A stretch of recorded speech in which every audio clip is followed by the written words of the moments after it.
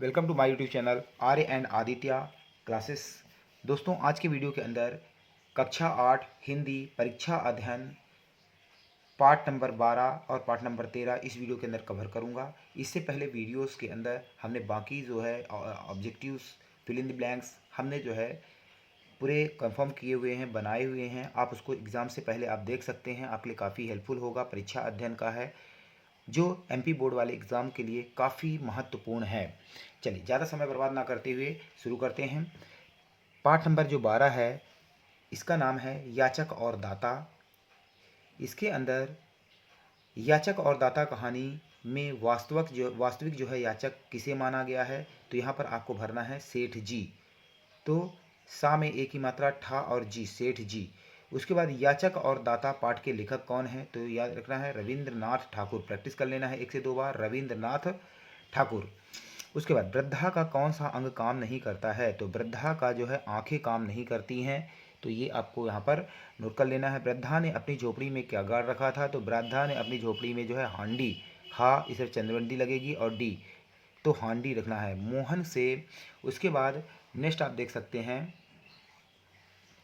मोहन के पूर्ण स्वस्थ होने में कौन सी बात प्रमुख थी, तो यहाँ पर आपको लिखना है ममता। पाठ के अनुसार प्रतिदिन मंदिर के द्वारा फूल कौन बेचता था, तो यहाँ पर वृद्धा, ब्री आधा धा और दा, वृद्धा। दुखिया शब्द में प्रत्यय कौन सा है, तो ईया प्रत्यय है। दुखिया शब्द में कौन सा प्रत्यय है, ईया। लास्ट के प्रत्यय लास्ट में लगते हैं, तो ईया आपको लिख देना है। विनाश शब्द का संधि विच्छेद क्या है, तो बी प्लस नाश। तो वी प्लस जो है नाश, वी धन नाश, इसका जो है विनाश का संधि विच्छेद होगा। होश में आने के बाद मोहन की स्थिति क्यों बिगड़ने लगी, तो होश के आने के बाद वृद्धा माँ को ना देखकर उसकी स्थिति जो है बिगड़ने लगी। तो वृद्धा माँ को ना देखकर। उसके बाद नेक्स्ट जो है, हाथ पांव फूलना मुहावरे का अर्थ क्या है, तो हाथ पांव फूलना मुहावरे का अर्थ है घबरा जाना। चलिए नेक्स्ट है फिल इन द ब्लैंक्स है, आंसुओं में फूलों का डैश और ममता की गंध थी। तो आंसुओं में फूलों का, और यहाँ पर आपको भरना है मकरंद।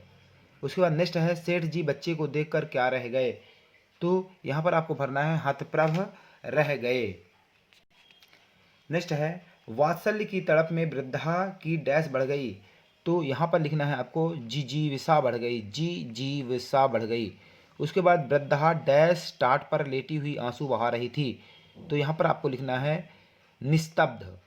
उसके बाद असहाय बच्चों को देख माँ का क्या डैश जग गया, तो ममत्व तो इसके अंदर भरना है। तो जो शुरू के 2 फिल इन ब्लैंक्स थे उसमें मकरंद ये लिखा हुआ है, हाथप्रभ ये लिखा हुआ है।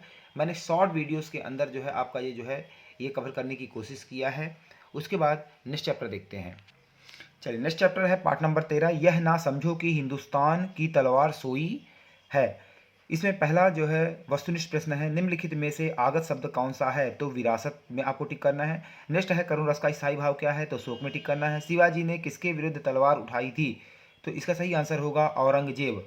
यह ना समझो कि हिंदुस्तान की तलवार सोई है कविता का मूल भाव है, तो इसके अंदर जो है देखिए, यह ना समझो कि हिंदुस्तान की तलवार सोई है कविता का मूल भाव क्या है, तो देश प्रेम में आपको टिक करना है। वीर रस का स्थायी भाव क्या है, तो उत्साह में टिक करना है। लहू शब्द का पर्यायवाची, तो लहू शब्द का जो है, लहू शब्द का पर्यायवाची इनमें से व्योम नहीं है, बाकी आप इसके पर्यायवाची होंगे।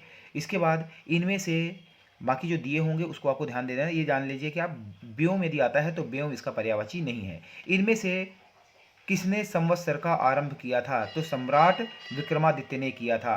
तो इसमें किसने संवत्सर का आरंभ किया था, सम्राट विक्रमादित्य ने किया था। सतीत्व शब्द में कौन सा प्रत्यय है, तो सतीत शब्द में जो है त्वा प्रत्यय है। ये आप अगेन इसमें देख सकते हैं, ये बुक से दिखाया हुआ है।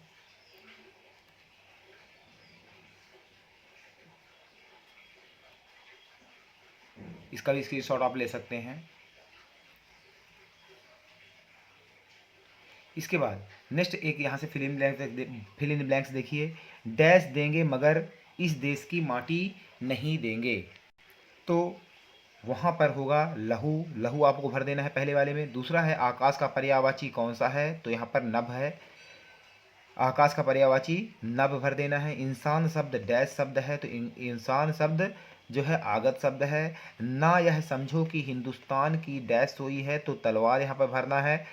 लोलुप का अर्थ होता है लालची, तो यहाँ पर लालची शब्द आपको भर देना है। आई होप आपको ये समझ में आ गया होगा। वीडियो की क्वालिटी में भी डिफ़र हो सकती है क्योंकि एग्ज़ाम का टाइम था और ये ज़रूरी था, बच्चों की डिमांड थी, इसलिए मैंने ये भेजा हुआ है, इसलिए मैंने ये वीडियो जो है बनाया हुआ है।